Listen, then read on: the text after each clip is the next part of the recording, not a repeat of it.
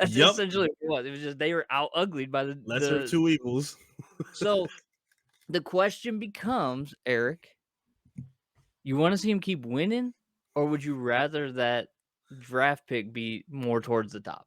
And I want to hear from the people out there watching too. Would you rather it be from the top, or would you rather them keep winning? I have my own thoughts, but I want to hear yours.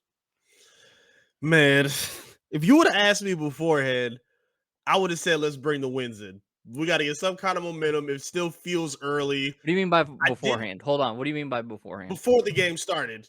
Yesterday? Yes, before 15-9 happened. Before the game concluded, I was like, you know what? It's still early. They've been dealing with a lot of injuries. There's been a Sure. lot of issues that they're still trying to like weather through.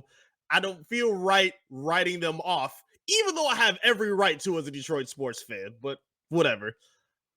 At this point, let's get these picks in. Let's get these picks in because I think at this point we are now. I'm at least convinced enough that the issues that need to be solved in the offseason need to happen sooner than later. We all thought, oh, we can start off with Jared Goff through the season. He'll maybe get us where we. Quarterback is a pressing need at this point. It's not a luxury, it's a need at this point.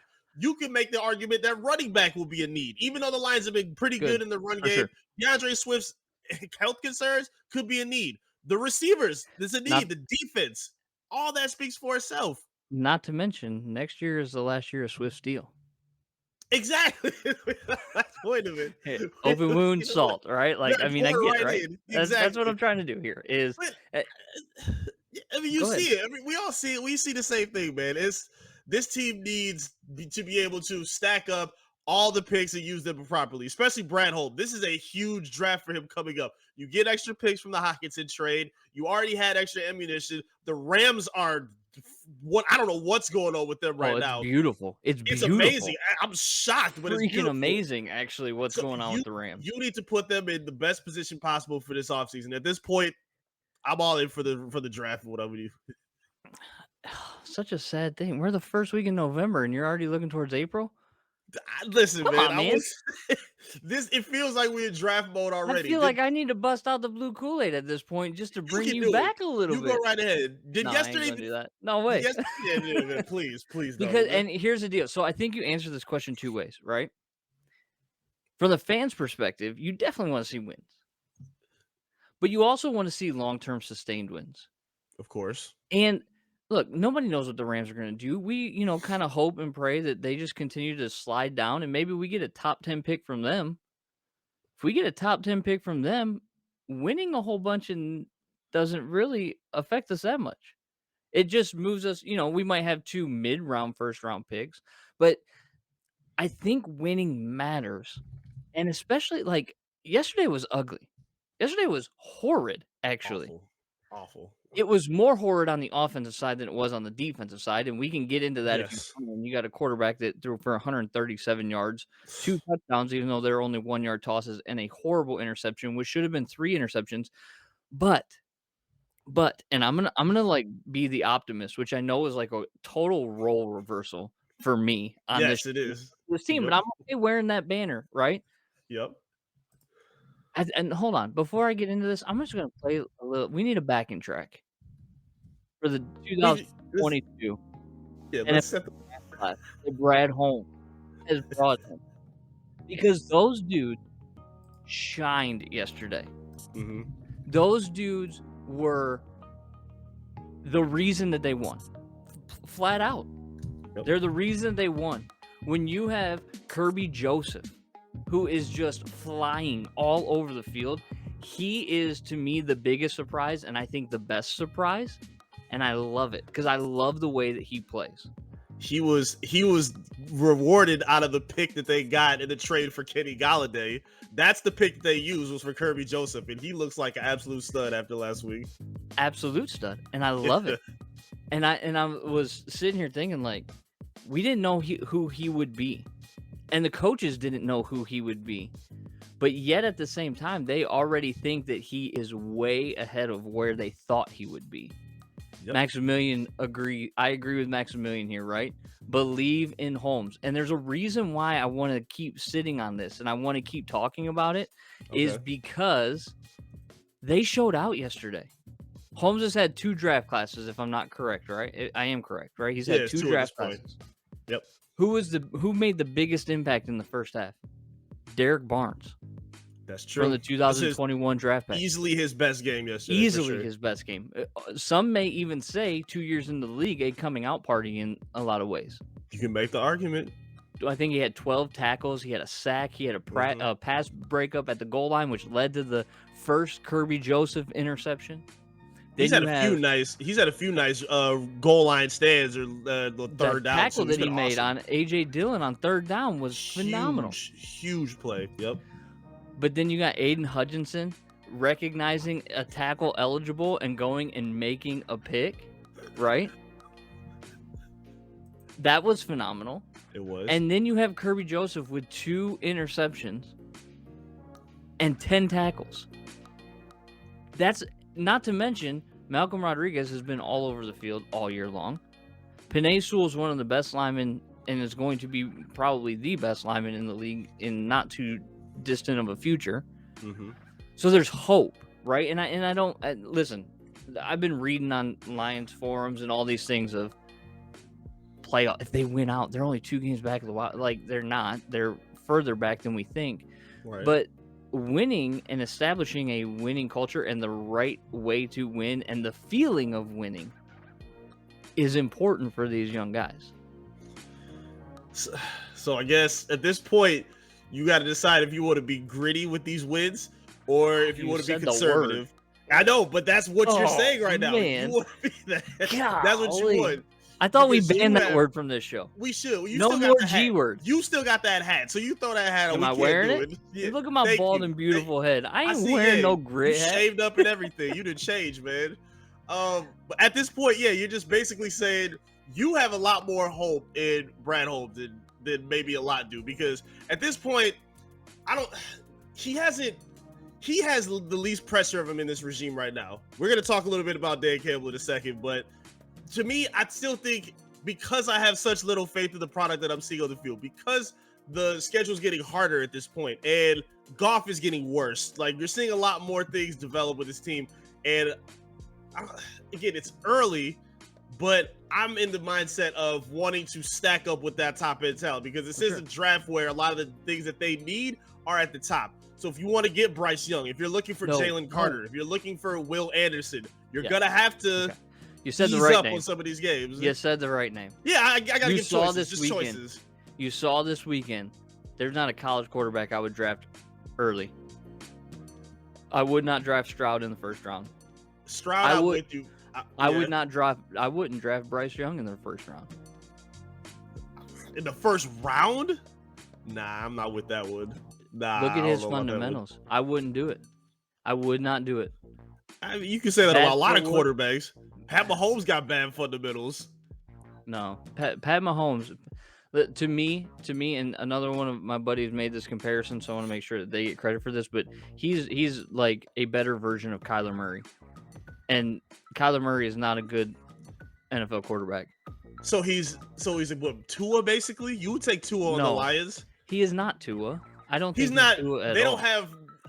They both kind of improv a lot, though. They do it in different ways, but I think Tua is pretty decent at improving. To me, Kyler Murray is very good at running and playing backyard football. Tua at least can command an offense, but he's still athletic and has quick enough feet where he can still move around and stretch a play. That's what I want to see, and I see that enough with Bryce Young. His fundamentals may not be great, but you need a quarterback that can improv at this point. I'm cool with Will Anderson. The answer's right there. I'm cool. It has to be there. It has to be. It's what they should have done this draft, in my opinion. And I talked about a number of times is it should have been defense heavy. Look, worst case scenario, Hendon Hooker you get in the 3rd or 4th round. Right. Okay. He's comparable to Bryce Young, in my opinion, just not as highly touted. Right. People are going to be. But you don't have a 4th round pick this year because you traded it for Hockenson. But for me, it's you have to find a way to establish the feeling of winning, because winning is as much about the fundamentals and it is as much about the execution, but there's also that feeling of, okay, we've been in this situation before, we know how to handle it. There's experience to winning. You know what I'm Right. saying? Like, Right. let's say, for instance, okay, I'll give you an example. And this goes to Shannon K's comment, right? Like golf not being the answer, which I know you already put up on the screen, but I wanted to make sure that we hit this. The Packers are driving, right? Minute and a half, less than a minute when they run that fourth down play yesterday. Had they Yeah. scored, do you feel good about Jared Goff commanding a quick turnaround and getting him in position for a field Of goal? course not. Of course No, not. you don't, because he's not been in that situation and he cannot do that. Now, let's give Goff just about this much amount of credit, right? His supporting cast and wide receivers was minimal yesterday. I mean, Khalif Raymond, Tom Kennedy, and Amon-Ra St. Brown. That's who he had out there. No Reynolds, no Shark. So there's a little bit to that. But what there isn't a little bit to is holding onto the football too long, standing like a statue in the pocket, throwing inaccurate passes, inability to push the ball downfield. Like all of those things pile up into this. It's time to move on, and you have to look. And so I think, establishing a culture of winning takes actually winning football games like they did yesterday. That was a good win. Ah, Ricky. Can you give me the Christian? Basically, what Ricky is saying is he can't deliver, right? He Which stinks. we know. He stinks. And listen, I don't want to toot my own horn, but I've been saying this since the Seattle game. He would be the reason that we were held back. And he is going to be the reason that we are held back. No, he's not. He's not in this pecking order at all. No. I agree with you 100% that he's been terrible lately. Wait a second. Dan Campbell is doing everything he can to get fired at this point in the season. You think? Yes. Yes, he is. Let's get to Maximilian's comment after we talk about Dan Campbell. So I'll put Maximilian's back up there. Thanks, Maximilian, for the comment. But go ahead. Why is he doing everything he can to get fired? I feel like every single time he has a tough choice to make, or like in a situation where you're either trying to establish the momentum of the game or trying to ice the game to put your team in the most favorable position to win, he does the complete opposite. Why are you going for it on fourth down when you're on the 5-yard line when you could easily just take 3 points? Why are you running on 3rd and 7 when you have Jamal? I don't even care if you get the play one. You're not getting a 3rd and 7 row with Jamal Williams. He gained 2 yards in the play. 4th down and 2, the same thing. He throws it instead of just either pinning the defense in or putting the offense in or Green Bay, or you could make, I don't know, maybe a reasonable call like running the football in a position like that. You give Aaron Rodgers favorable position within the 40, 50-yard line. He just seems all over the place. Dan Campbell is doing everything he can to put a ball in this team and chain them down with these horrible decisions he's making. Let me play devil's advocate. Hold on, I'm going to play devil's advocate for a second. You're right about Please, the I got Jamal more. Williams Go run. ahead. You're right about the Jamal Williams run. You're right about not taking the 3 points on the first drive of the game. 4th and 3, 2 minutes left. You just lost 2 yards on the 3rd and 1 run, right? Right. Which I'm okay with. Green Bay is getting the ball back. Mm-hmm. Okay. Your defense has played well. He gave them the opportunity to prove themselves, whether they won or not. Right. Right? Right. He gambled on the defense is essentially what he was doing by going for it on 4th and 3 there. Now, he's not the one making these play calls. Let's be very clear, right? That's Ben Johnson that's calling these plays. Okay. Yeah. But at the same time, the defense had been playing pretty well that day, especially in the red zone. And as another one of my friends pointed out, so I want to make sure he gets credit, the game would come down to red zone defense. What happened in between the 20s and the 20s didn't matter. What happened when they got below the 20 was what was going to matter, which is where, I mean, the defense, which was shocking all day, was bend but don't break. I mean, literally bend but don't break the whole. Yep. And they held true. So that gamble paid off. It's not going to always pay off for Dan Campbell, but I don't think he's out there intentionally trying to lose his job. Now, the issue will be is if next year they come into the season paying Jared Goff $30 million, and if you still are this bad, then you're looking at a very, very hot seat. Yeah. Because, to Maximilian's point here, who should the next Lions quarterback be, or who will be the next Lions quarterback? Do you have any thoughts on that? And I'm going to give you a backing track. Give a little music to think about it. Listen, I'm still all in on Bryce Young. I don't think, that his sense of mechanics or I think I like his upside. I really like the talent that he's shown. I like his ability to improv, be athletic, has an arm, has the connection with Jameson Williams already, which is going to be the big, draw in terms of who he is. I think he has all what they need in terms of a young quarterback.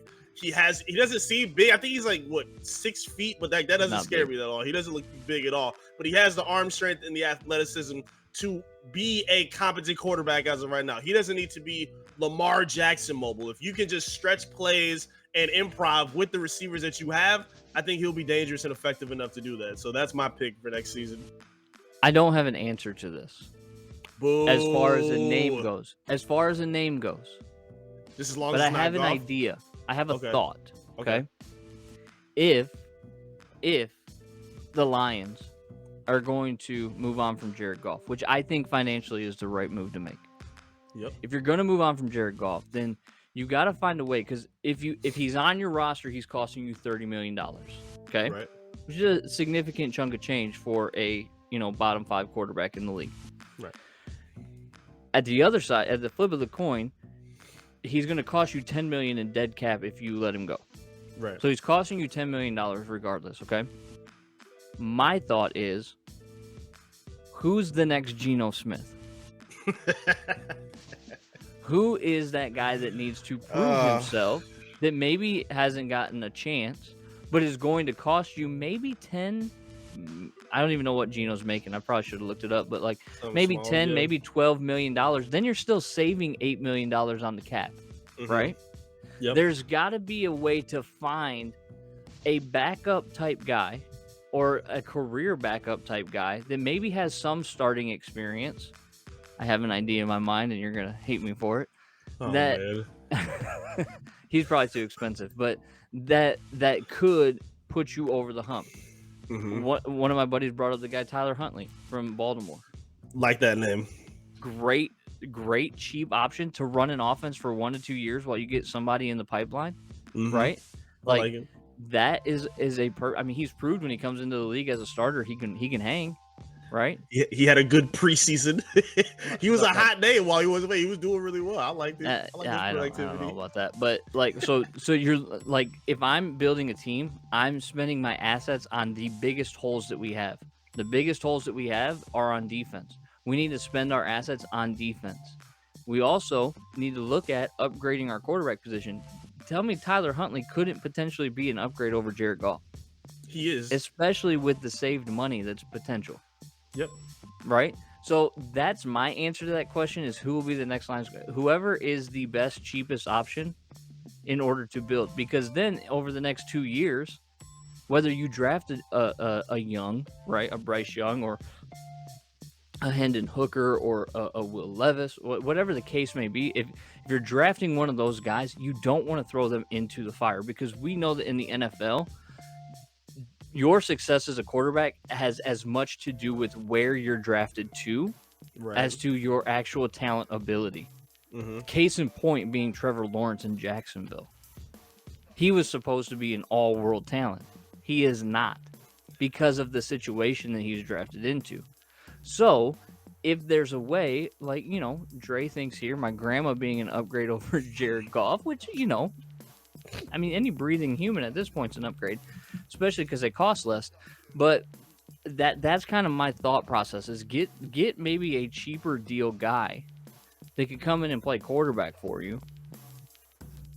I don't know what Baker has left on his contract. You don't see, you didn't even have to do that. Come on, stop it. I'm just saying, man, like, if it's serviceable, and like, the weapons are the weapons, they're not changing. No.